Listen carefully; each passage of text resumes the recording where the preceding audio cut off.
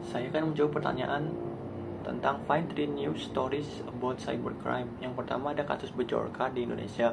Seorang perentas bernama Bejorka mengklaim telah membocorkan data pribadi warga negara Indonesia dari berbagai lembaga, termasuk data dari Kominfo, PLN, dan Pertamina.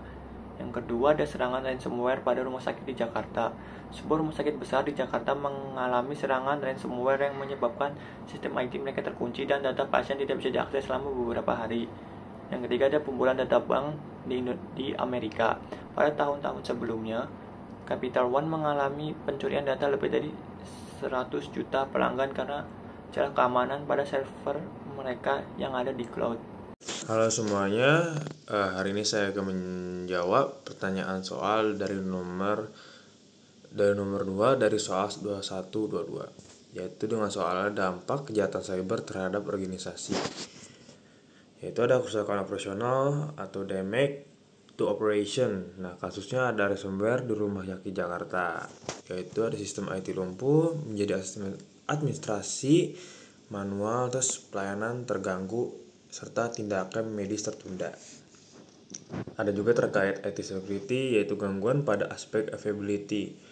Dan juga ada terkait IT governance, yaitu lemahnya manajemen risiko, tidak ada business continuity business continuity plan BCP yang efektif. Selanjutnya ada kerusakan reputasi atau damage to reputation. Nah, di sini ada kasusnya yaitu kebocoran data oleh Bejorka nih. Yaitu di mana kepercayaan publik terhadap instansi pemerintah menurun drastis. Nah, terkait IT security-nya, pelanggaran terhadap confidentiality data, dan serta ada terkait IT governance-nya, yaitu kegagalan dalam perlindungan data dan tidak adanya framework keamanan informasi yang kokoh. Serta ada konsekuensi hukum, yaitu ada legal consequence, yaitu kasus Capital One di Amerika Serikat, yaitu perusahaan didenda dan digugat karena kelalaian data pelanggan. Yaitu ada terkait IT security-nya, di mana masalah pada integrity data.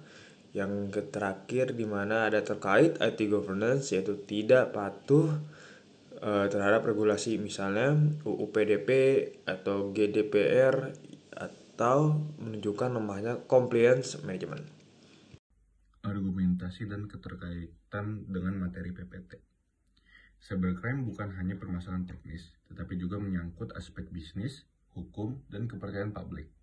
Dalam materi PPT, dijelaskan bahwa dasar dari keamanan informasi adalah CIA Triad, confidentiality, integrity, dan availability.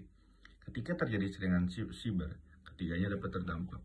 Yang pertama dari confidentiality, menjaga data agar hanya diakses oleh pihak yang berwenang. Kebocoran data oleh peretas seperti Bejorka melanggar prinsip ini, karena data pribadi disebarkan tanpa izin yang bisa berdampak hukum dan reputasi. Selanjutnya ada integrity, menjamin data tetap akurat dan tidak diubah tanpa izin. Serangan yang mengubah isi data, seperti laporan keuangan atau data medis, dapat menyebabkan kesalahan fatal dalam pengambilan keputusan atau pelayanan.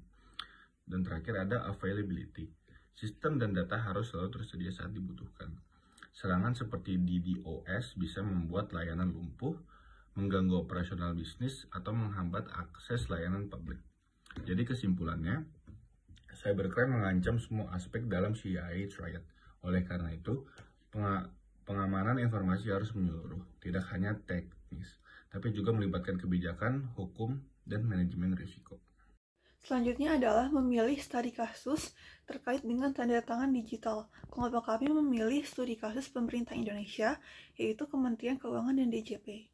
Masalah yang dihadapi kementerian itu ada proses administrasi perpajakan lambat karena masih manual. Selanjutnya, banyak dokumen seperti SPT tahunan dan bukti potong pajak harus ditandatangani secara fisik. Selanjutnya ada resiko penipuan dan pemalsuan dokumen tinggi. Saya akan menjawab pertanyaan sesi 2122, bagaimana tanda tangan digital memecahkan masalah digital Jenderal Pajak atau DJP menerapkan tanda tangan digital berbasis PKI atau Public Key Repository.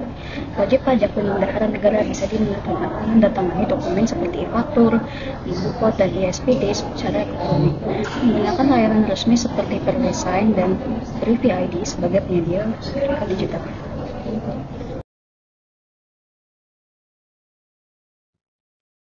Adapun hasil dan manfaat dari case study tersebut, efisiensinya tinggi, di mana mereka tidak perlu cetak dan kirim dokumen fisik. Keamanan meningkat, yaitu di mana dokumen terjamin autentik dan tidak bisa dipalsukan, sesuai dengan prinsip integrity dan non-repudiation. Lalu kepatuhan hukum mereka juga sesuai UU ITE dan peraturan DJP. Hemat biaya dan waktu, serta mendukung program digitalisasi nasional. Availability-nya sistem menjadi tidak tersedia, di mana rumah sakit menjadi lumpuh.